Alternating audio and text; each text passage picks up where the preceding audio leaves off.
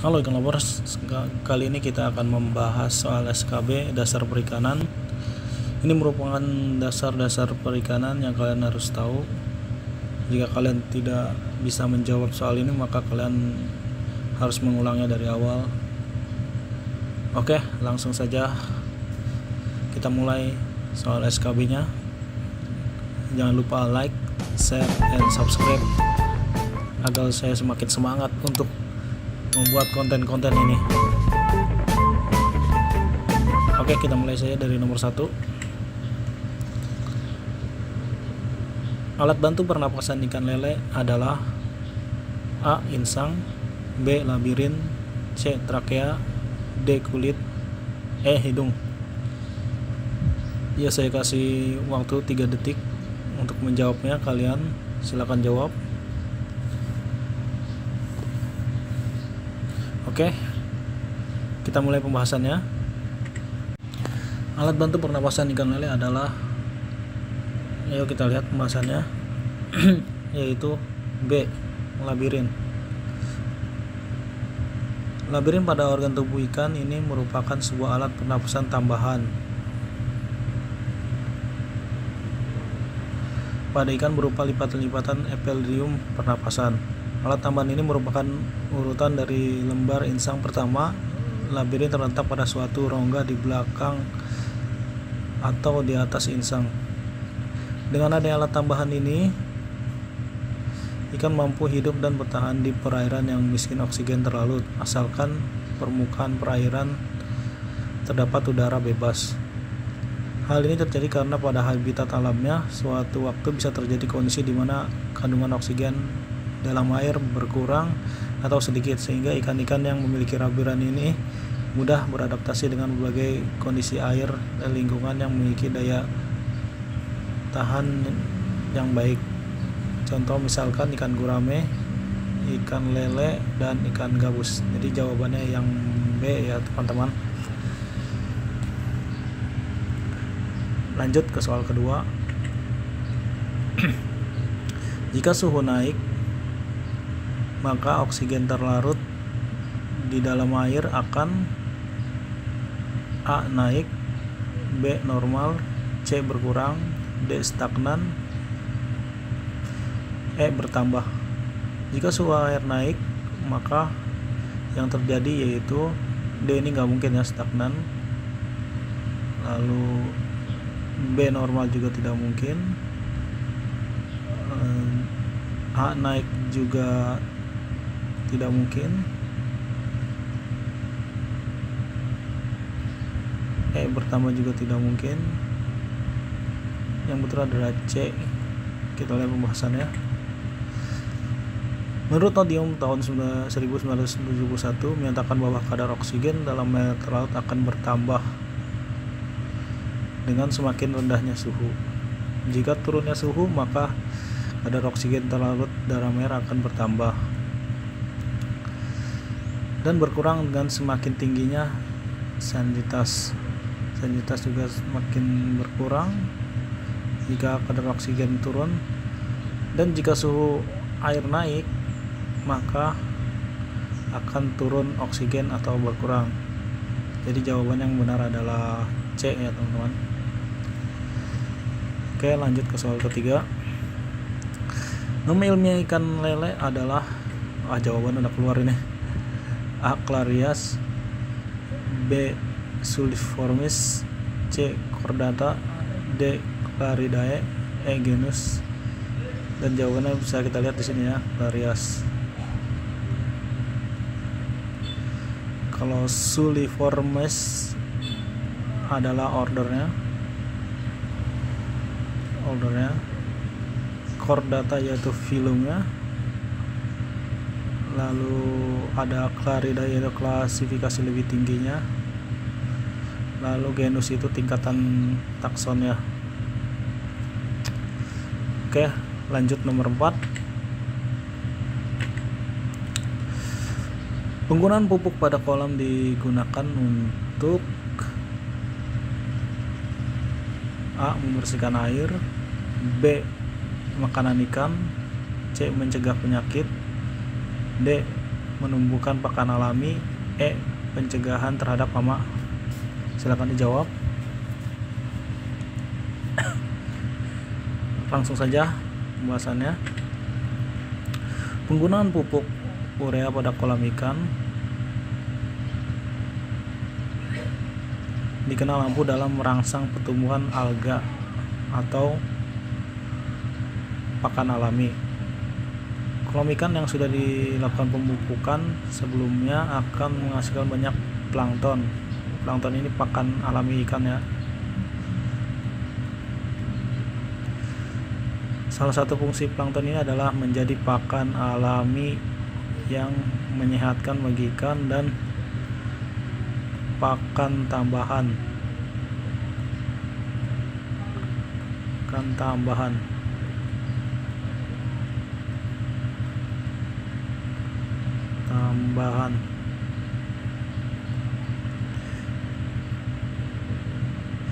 Jadi jawabannya yang tepat adalah membersihkan air tidak, makanan juga tidak, karena soalnya penggunaan pupuk pada kolam, jadi spesifikasi untuk ke kolam. Mencegah penyakit juga tidak. Yang D ini D ya teman-teman, menumbuhkan pakan alami yang lebih tepatnya. Ini juga bisa, tapi kita mencari yaitu digunakan untuk pada kolam adalah E. pencegahan terhadap hama. Ini juga salah, jadi jawabannya yang benar adalah D. Lanjut, rumus F per T per WO ini adalah rumus apa teman-teman? Rumus ini silakan jawab. A. VCR, FCR, B. laju pertumbuhan, C. fekunditas, D. survival rate, E. mortalitas. Oke, langsung aja kita pembahasannya. Rumus ini merupakan adalah rumus A FCR. Gimana? Ada yang betul, ada yang salah? Silakan komen di komentar. Lanjut saya nomor 6. Ini merupakan jenis kolam. A. semi intensif, B. tradisional, C. normal, D. air tenang, E. intensif. Kalau dilihat dari kolomnya gimana teman-teman? Silahkan dijawab. Oke, langsung aja kita jawab. Ini merupakan jenis kolam. Kita lihat di sini ada pemasukan airnya, inletnya yang cukup deras. Lalu di sini ada beton. Di sini juga ada beton, bawahnya juga beton. Yang dikatakan semi intensif adalah bagian dindingnya itu beton, akan tetapi bawahnya masih tanah, dan biasanya air tidak menggunakan air deras, yaitu semi intensif. Jadi yang salah. Tradisional juga salah, karena tradisional biasanya dindingnya juga tanah, ininya juga tanah, semua tanah, bawahnya juga tanah. Normal juga tidak ada, jawab sih tidak ada dalam teori. Air tenang juga tidak, ini merupakan air deras. Lalu jawabannya E intensif ya teman-teman, karena semua menggunakan dinding beton dan menggunakan air deras. Oke, lanjut ke nomor 7.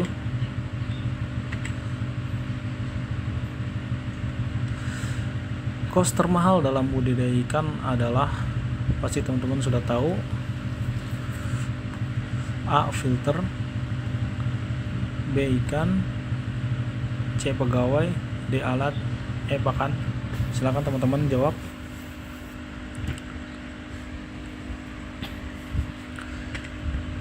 Oke, langsung saja jawabannya. Hanya saja dalam budidaya ikan air tawar, kos yang dikeluarkan untuk pakan mencapai 70%.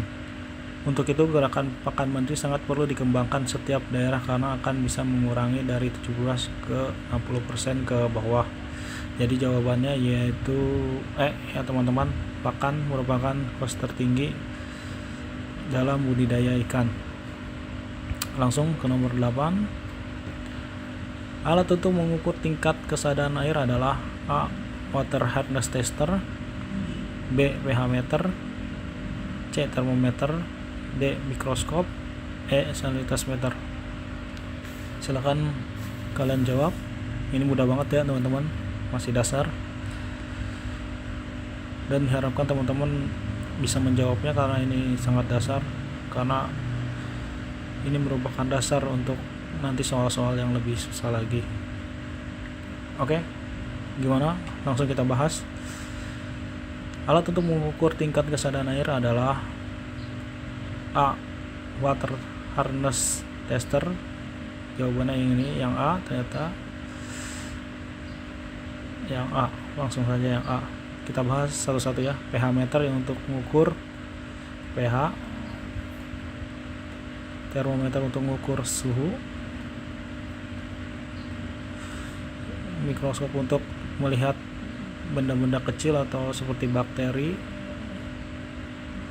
salinitas meter untuk mengukur salinitas atau kadar garam. Udah gimana? Mudah kan? Dan lanjut ke soal ke nomor 9. Jumlah telur yang dihasilkan oleh individu pada waktu akan memijah istilah dari A. FCR, B. laju pertumbuhan, C. fekunditas, D. survival rate, E. mortalitas. Silakan teman-teman jawab.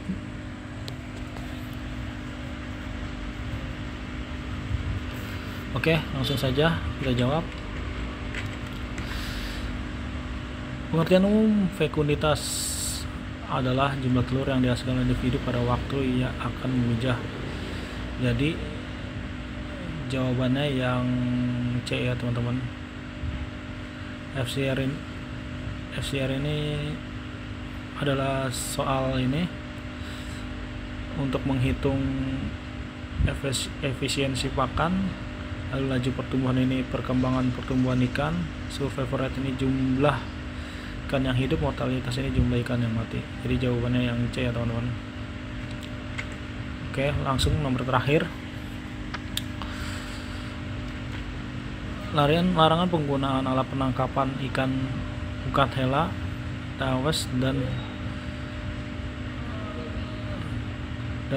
pukat tarik, yaitu terdapat pada Permen nomor A nomor 2 Permen KKP 25 2015, B nomor 3 Permen KP nomor 15 2015, C nomor 2 Permen KP 2016, D nomor 3 Permen KP tahun 2017, E nomor 1 Permen 2016. Silakan teman-teman bisa menjawab.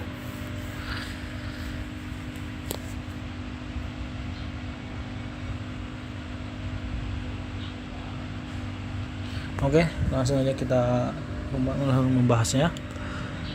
Larangan penggunaan alat penangkapan ikan pukat. Larangan penggunaan alat penangkapan ikan. Alat penangkapan ikan pukat, itu jenis pukat, hela dan pukat tarik, terdapat pada permen nomor, jawabannya yang A ya teman-teman, nomor 2 Permen KKP tahun 2015. Nah, kalian harus hafal ini karena sangat dasar sekali, biasanya ditanya pada saat SKB.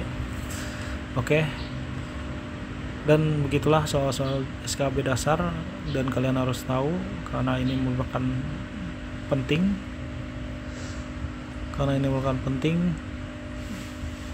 Jika kalian tidak tahu ini, maka kalian harus lebih bekerja keras lagi belajar dalam SKB. Dan banyak juga teman-teman yang bukan dari jurusan perikanan, dan kalian harus tahu semua ini. Jadi segitu saja pembahasan dari saya, dan semoga bermanfaat. Dan jika kalian suka dengan pembahasan ini atau dengan soal-soal seperti ini, Silahkan like, share, and subscribe jika menurut kalian bermanfaat. Dan jika kalian suka, maka saya akan buat kembali konten-konten ini. Terima kasih telah menyimak video ini dan mengklik video ini. Sampai jumpa di konten selanjutnya. See you again.